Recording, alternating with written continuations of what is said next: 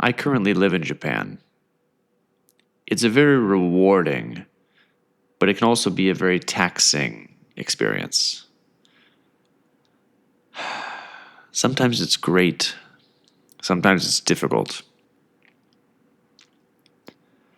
One thing that I have plenty of is people. I have a lot of people in my life. I have a lot of extended family, a lot of people that I work with. There's a really nice community here. However, there's one thing about that community that is kind of unfortunate. No one, and I mean no one, plays video games at all. Like nothing. So there's this huge part of my life that I kind of can't talk to anybody about because there's no one to talk to about it. Not only that, but I am also just in Japan. So obviously everyone's going to speak Japanese. I do not natively speak Japanese, and sometimes the more complex the conversation, the harder it is to have. But from all of the nice people that I've met out here, I have not met very many gamers. And so sometimes I find myself just kind of talking to myself about games. And after a couple of months, years, after a couple of years of doing this, I figured I'd just record some of this, put it out there, because maybe you yourself are in a similar situation to me. Maybe you're in a far-off land, someplace that's not your home, you're away from friends and family, and you also have a passion for this hobby, and you've got really nobody to talk to.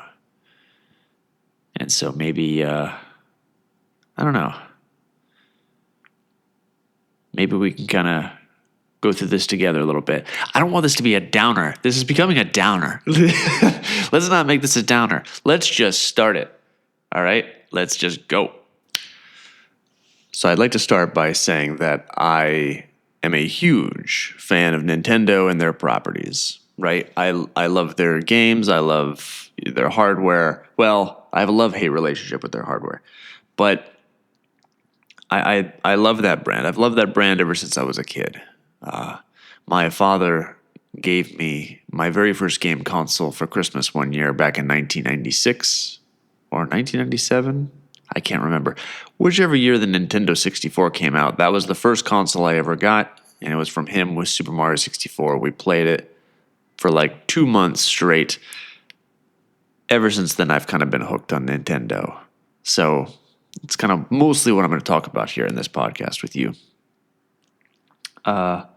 Occasionally I'll get a guest on here if I can, but I kind of like doing it solo like this. Plus, with the time difference in the States, it's gonna be crazy.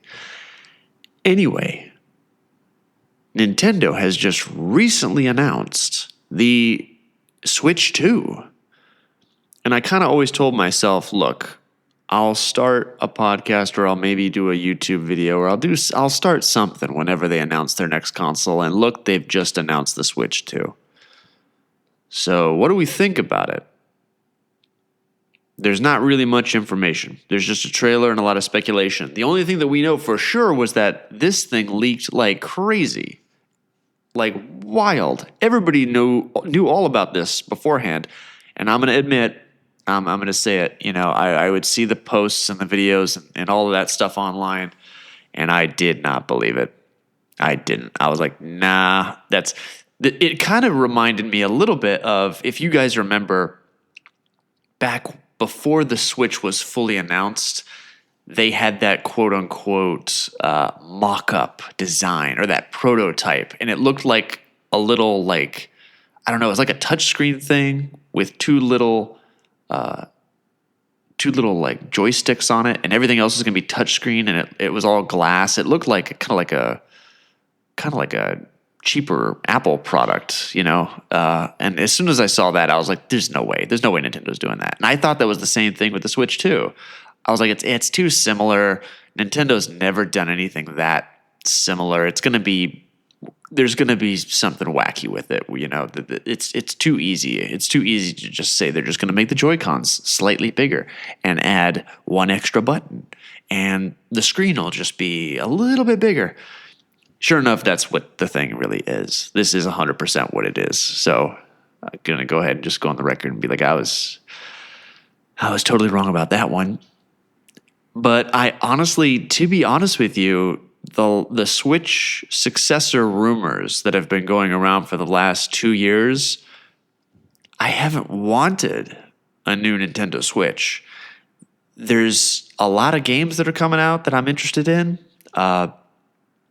Granted, most of them now are remakes or remasters and things like that, but I'm loving the Switch. I really don't really need to move on. I'm kind of digging it. So all these people that are kind of rushing the Switch out the door, we want something more powerful. It's like, I think it's fine. I'm enjoying this, I don't necessarily need to, get the next piece of hardware absolutely immediately. The thing I'm most excited for, to be honest with you, is just Metroid Prime 4. That's still on the horizon for the original Switch, which people think it'll be cross-gen. I don't know. We'll see. It depends. But I'm honestly digging the Switch still. I play it all the time. It's great. Donkey Kong Country Returns just came out. I've been loving going back to that game. I had it on the 3DS, had it on the Wii, and I gotta say, I think it's the best on the Switch. The Wii had that controversial, waggle control thing when you wanted to do that rolling move, and they got rid of that on the 3DS, and now it's in gorgeous HD, on the Switch. It's like, I don't know, man. It feels great. Feels great on the Switch. I love it. But anyway, they've announced the Switch, or the Switch 2. It's happening officially. I'm going to be honest with you. I'm a little underwhelmed by it. I'm not super excited for it. And I guess it's just kind of because it looks like the exact same console again, which I'm fine with. I think that's great. But my very first question after the Switch 2 was revealed, my very first question was, why upgrade? I mean, I'm sure that it'll be more powerful. I'm sure that it'll probably run these games better. Like Link's Awakening will probably be fine. It'll run 60 frames locked, no issues. But why? What software is going to be exclusive to this console to make me want to buy it? That's the real question. They showed that little Mario Kart, and of course we already knew that was coming because we did not get a dedicated Mario on the first Switch. We just got 8 Deluxe, but I don't know. I know that we have a Direct that's coming up for the 2nd of April. I'm very excited for that. That's like 5 weeks away from right now, so we've got plenty of time to speculate. I will definitely be coming back here to go announcement by announcement down and talk about it. So I'm really looking forward to that. But right now, it just feels like it's just more of the same, which is fantastic. But I'm just really, really ready to see more. I need to see a little bit more to buy more. I don't know. We'll see what happens when the time comes. Hopefully, they'll announce some heavy hitters. We'll get a brand new 3D Mario. Probably won't hear nothing from Zelda for quite a while, unfortunately. Although they could surprise us. They could come out and say, hey, Breath of the Wild 3 is a thing. I hope not. I'm ready to move on from Breath of the Wild style. I honestly, I'd like to see something new. Let's do something new with Zelda. We've done 2 of those kind of games now, and they were fun. But I am ready to see what else the Zelda team can come up with. Let me think about this. The most anticipated game. I hate to say it, but probably my most anticipated game for the Switch 2. Oh man, it probably would be another Pikmin title. I really enjoyed Pikmin 4. It was fantastic.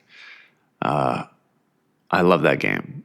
It was great. So yeah, another Pikmin game would be great. And honestly, a new Animal Crossing would be really good. And something that they support a lot longer. Like maybe release the new Animal Crossing maybe the second year into the Switch 2's life cycle. And then like a yearly update, new furniture packs, new reasons to keep coming back, exclusive timed events where it's like, hey, if you want like I remember I can't remember what game it was in. I think it was New Leaf, where they did like a 7-Eleven promotion where you could get like 7-Eleven stuff for your house. Like, I don't know, just let's make it more customizable. Like, let's just keep adding more and more stuff. It feels like I love the 2.0 update for New Horizons, but then that was just kind of it. Like, where's 3.0 and 4.0, 5.0? Like, let's keep going, right? Let's get at least up to like 6 or 7.0. Just, keep giving love to this thing. But it definitely seems like Splatoon sort of sucks all of the energy and all of the resources away from Animal Crossing these days, because it's the same team, obviously, that work on both of those games. So they seem to put most of their love into Splatoon rather than Animal Crossing, which is a shame. But anyway, I'm looking forward to the Switch 2. I think it looks fantastic. I'm not 100% sold on it right now, as in like I'm not emotionally excited for it. I don't.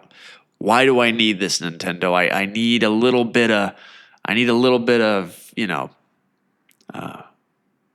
little bit more to get me excited to buy this product. I mean, I've owned every Nintendo console ever except for the Virtual Boy. So I mean, I'm going to buy it either way, because eventually great games and stuff's going to come out. But I'm not quite as excited as I was for when the Switch was announced. I mean, going from the Wii U to the Switch, I was ready to go. Let's go. Where do I sign? Give me this Switch. I want it bad. With the Switch 2, it's like, I got a pretty good backlog on the first Switch. I got a lot of stuff here I still want to play. A lot of stuff I haven't experienced yet. So I'm not feeling like I need to rush out to get the new thing. But who knows? When they announce all of the new stuff on the 2nd of April, I may lose my mind and say, give it to me now, inject it into my face. But anyway, I really appreciate you listening to my first little stint here on the podcast. I really appreciate it. Take care of yourselves and have a good one.